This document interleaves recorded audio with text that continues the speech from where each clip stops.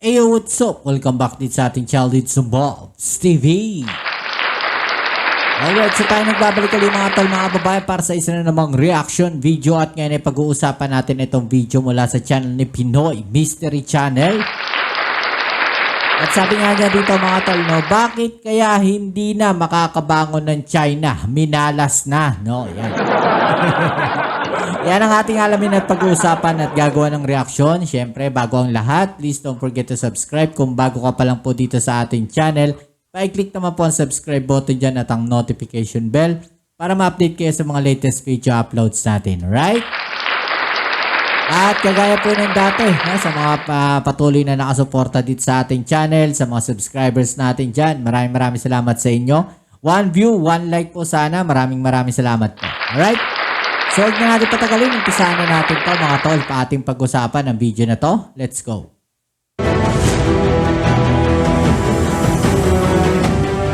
Ang patuloy na pagbagsak ng China, ang paglagapak ng pinakamalaking negosyo sa bansa, paglisa ng mga malalaking brand name investors, pagdami ng kabataang walang mahanap na trabaho, paghina ng mga lokal na negosyo, utang ng taong bayan na hindi mabayaran.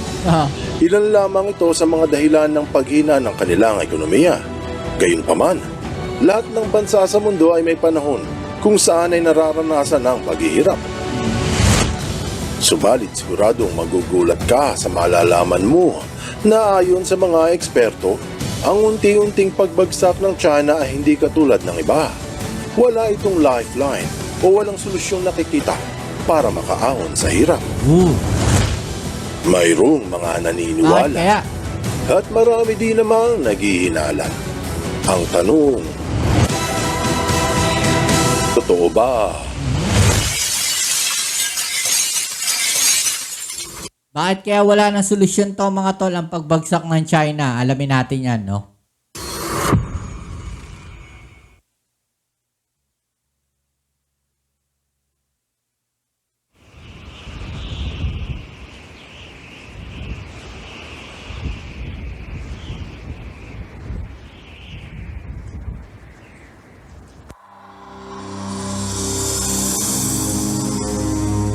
Lahat ng bansa sa Asia, sa Europa, sa gitnang silangan o kontinente ng Africa, hindi nakakaiba na ang ekonomiya ay taas-baba. Minsan ay malakas, pero may panahon na ito ay plakda. Napag-aralan na ng mga ekonomista at ng mga pamahalaan kung paano iaahon ang kani-kanilang mga bayan. Kita ito sa panahon ng COVID-19 kung saan halos buong mundo ang nagsara sa kalakalan at komersyo. May mga negosyo na nalugi at napilitang ikandado ang kanilang pintuan. Pero marami ang nakaligtas at naisalba ang kanilang pinagkakakitaan. Ngayong 2025 makalipas ang ilang taon, naiahon muli ang ekonomiya ng mundo at tila balik na naman sa normal ang takbo ng buhay. Pero hindi ganito ang kapalaran ng China. Mula pa nang nagkapandemya, may mga nagsasabi na nahihirapang makaahon ng tuluyan ng China sa kanilang pagbagsak. Isa sa malaking bahagi nito ay ang pag-bankrupt ng industriya ng real estate sa bansa. Pagpasok ng taong 2024, inulat sa The Diplomat ang pagbagsak ng kumpanyang Evergrande sa China, ang real estate firm na pinaniniwala ang may utang ng mga 300 bilyong dolyares sa bangko. Pinasara ito dahil sa hindi na makabayad sa kanilang atraso. Isa ito sa pinakamalaking halaga ng utang ng real estate firm sa buong mundo. Tapos sa gitna ng protesta ng libu-libong mga inchik, sunod-sunod ang pagbagsak ng mga iba pang real estate sa China dahil sa hindi rin mabayaran ang kanilang mga utang. Kalagitnaan ng taong 2024, inulat ng Realty.com na may mga 60 milyong bahay sa China ang hindi maibenta. Nagdulot ito ng isang malaking krisis sa mga syudad. Sa taong ding ito, ibinalita sa Forbes ang paglisa ng malalaking brand names paalis ng bansa, kasama ang Microsoft na pangunahing gumagawa ng mga computer apps, ang kumpanyang Dell na nag-a-assemble ng mga PC at laptops, kumpanya ng Stanley na Black & Decker na gumagawa ng mga kagamitan para constructions. Alam nyo, nakikita ko kasi minsan mga babae, no, saan nagiging problema dito po sa China. Okay, so once nag-invest ka sa kanila, ang nangyayari, pinipirata nila yung produkto. Alam niyo yun? Alam niyo ibig ko sabihin, kunyari gumawa sila ng isang ballpen. Okay, so gumawa ng isang ballpen yung isang kumpanya. Okay, so maganda yung benta ng ballpen. Ang gagawin na ito mga Chinese na to, gagaya sila ng ganong produkto rin. Gagawa rin sila ng ganong ballpen. No? Tapos, ibebenta nila yan sa mas murang halaga. Babaguhin lang nila ng konti. Yun yung nagiging problema sa kanila. Kasi yan sa nakikita kong dahilan, bakit umaalis itong mga investor sa lugar nila. Pangalawa, no, meron na papabalita na itong mga Chinese daw na to, itong Chinese Communist Party na to, mga tol, gusto nila mahawakan yung buong kumpanya.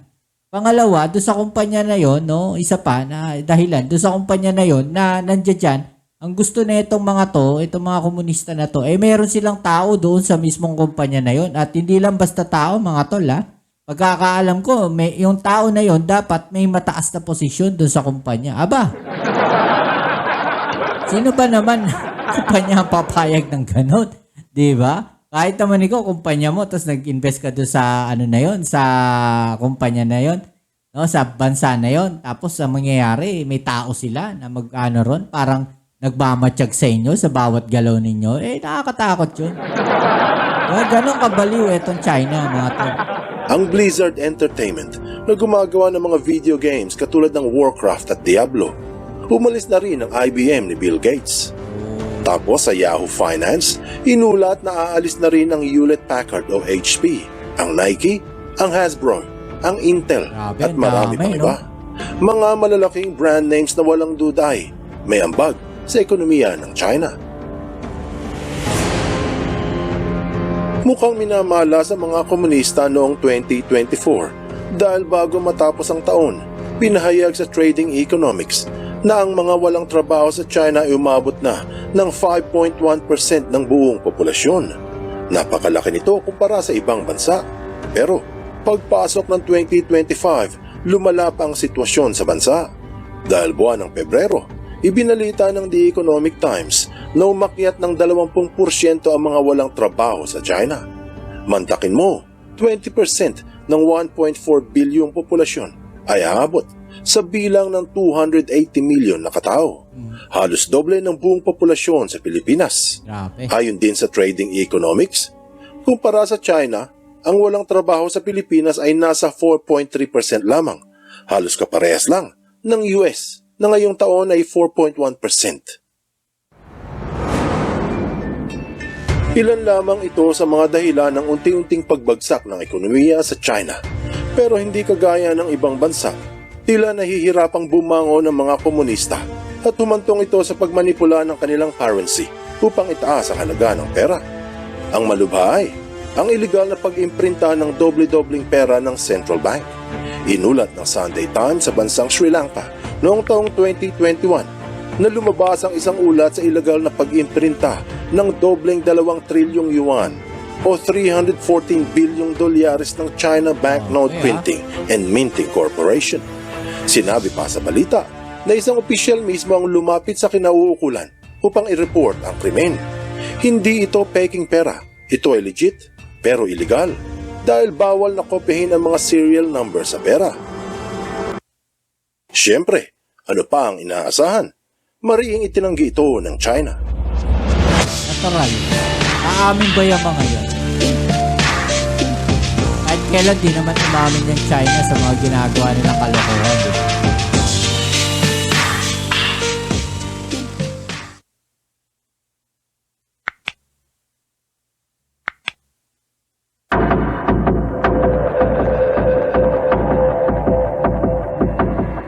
Makaraan ng ilang buwan, hindi na lumabas sa balitaan ang kaso at hindi na rin narinig kung ano ang nangyari sa opisyal na nagsumbong. No. Ayon sa pamahalaan, chismis lang daw na sila ay nag-iimprenta ng perang pareho ng mga serial numbers. Hindi raw magagawang mandaya ng mga komunista. Maniniwala na sana ang lahat hanggang sa nagsimulang maglabasan sa social media yung mga nakakapansin na meron ng dobling serial numbers ang kanilang pera. Sa isang tindahan, napansin ng may-ari ang ibinayad sa kanya na 200 yuan pero pareho ng serial numbers. Tapos, may isa pang naglabas ng 3 isanaran na magkapareho din ng mga numero. Nag-viral ang mga video at marami ang nakakita. Tinesting pa nga ito at napatunayang totoong pera. Pero dayain man ng China ang kanilang currency at iligal na mag-imprinta ng mga dobleng serial numbers, mas lalo lamang silang hindi makakabangon mula sa pagbagsak ng ekonomiya. Bawat pandaraya ng mga inchik ay naghuhukay lang sila ng sarili nilang libingan. Kaila sa marami na magkakabuhol ang mga industriyang bumabagsak sa China. Mga resulta at dahilan ng bawat isa. Halimbawa, dahil sa pagbagsak ng kanilang real estate, marami ang nawala ng trabaho. Kaya marami ang hindi kayang makabili ng apartments. Sinabi ng Bloomberg noong buwan ng Mayo 2024 na hindi maibenta yung mga naiwang 60 milyong mga apartments sa China. Ang mga tinaguriang empty apartments sa kanilang ghost towns. Isa pang halimbawa ng paikot-ikot na epekto ay, nang bumagsak ang real estate, naghigpit ang pamahalaan sa pagpapahiram ng pera sa mga negosyante. Marami ang hindi makapagsimula ulit dahil nahirapan silang umutang ng pampuhunan. Naghigpit din ang mga komunista sa mga kumpanya mula ibang bansa, dahilan ng paglisan ng mga malalaking brands. At ang resulta, ilang milyong mga inchikang nawala ng trabaho at marami ang bumalik sa mga probinsya. Dahil sa kawalan ng hanap buhay, palugi ng palugi ang mga negosyo sa bansa. Bumagsak ang mga tindahan, nawala ng trabaho ang tao, hindi makabili ng mga produkto. Kaya nalugi ang mga kumpanya at nagsialisan. Paikot-ikot lang at tila walang katapusan. Pagpasok ng 2025, inulat sa South China Morning Post na para sa Europa, ang China ang pinakamalaking peligro sa kanilang ekonomiya. Tapos mapapansin na lahat ng miyembro ng gabinete ni Donald Trump ay may galit sa China. Lalo pa ngayon na nagbanta ito laban sa administrasyon na handa raw ang China laban sa Amerika kahit pa World War III. Kaya ang tanong, sino ang masayang makikipagkalakan sa mga komunista? Yun na nga, yung sinasabi natin mga tol, di ba? Sinong magtsatsagang mag-negosyo sa kanila? Di ba? Sinong maglalakas loob doon na magkaroon ng negosyo sa pagitan ng China at ng bansa na yun? Kung ganyan ang plano ng China. Di ba? Nakikita nila yung ginagawa ng China, yung mga agresibong hakbang na ginagawa ng China. Let's say isang bansa, no? Makikipag-cooperate sa China para sa isang deal, no? Isang negosyo. Diba? Tapos nagkaroon ng digmaan. Apektado rin yung bansa na yun or yung kumpanya na yun, no, na magtatayo ng negosyo sa China. Maapektuhan yung negosyo nila. Bakit pa sila magtatayo ng negosyo doon sa bansa na yun, doon sa China, kung alam nilang ganyan yung ginagawa ng China at baka balang araw o sa isang araw lang, bigla silang girahin, kawawa yung negosyo. Diba? Malulugi na kagad. So, yun yung kinakatakot na ibang bansa rito. Kaya, yung ginagawang agresibong hakbang na yan ng China sa iba't ibang lugar o iba't ibang dako ng mundo, may feedback din sa kanilang ekonomiya. So, yun yung mali nila, di ba? Mga taga-Europa at Amerika ay pundido na sa China at lahat ata ng nasa paligid nito ay pinagbabantaan at inaagawan ng nasa sakupang karagatan. Ang Japan, Taiwan, Indonesia, Vietnam, Philippines at iba pa. Mga bansa na sana kung magtutulungan ay makakaahon sa anumang pagsubok at paghihirap. Problema kasi mga tol, ang gusto ng China, siya yung parang mamuno dito sa lugar na to. Diba? Kaya pinapakita niya yung lakas niya, yung puwersa niya. Diba? Ganito kami kalakas. No? Yun yung gusto niyang implicate dito. No? Pinapakita niya na dapat sumunod kayo sa amin dahil kami yung malakas. Which is syempre, hindi mo naman mapapasunod basta-basta yung mga bansa na yan. Lalo't ganyan yung ginagawa mo. Diba? Binubuli mo yung mga bansa Paano susunod sa iyo yan? Diba? Dapat ang ginawa nila, nakipag-usap sila na maayos. O magkaroon tayo ng negosasyon. O ganito gawin natin. Ganito, ganyan. Diba? Kaysa magpataas ka ng tensyon, lalong magagalit sa iyo. Hindi lang yung bansa na yun. Bagkus nakikita ng buong mundo, lalo ngayon, diba? May social media, nakikita ng buong mundo kung ano yung ginagawa ng China. Diba? Isa yun, sa nakikita nating dahilan kung bakit bumabagsak yung ekonomiya nila. Pero, winasak na ng China ang tiwala sa kanila. Yun. Diba? So ano masasabi nyo dyan mga tol? I-comment sa ibaba ang inyong mga opinion at atin yung pag-usapan. Alright? So yan muli, maraming salamat sa lahat ng mga patuloy na nakasuporta dito sa ating channel. Kita-kits tayo sa ating next video upload. Ito muli ang inyong Kuya Mops, it's sa Mops TV. Peace. I'm out.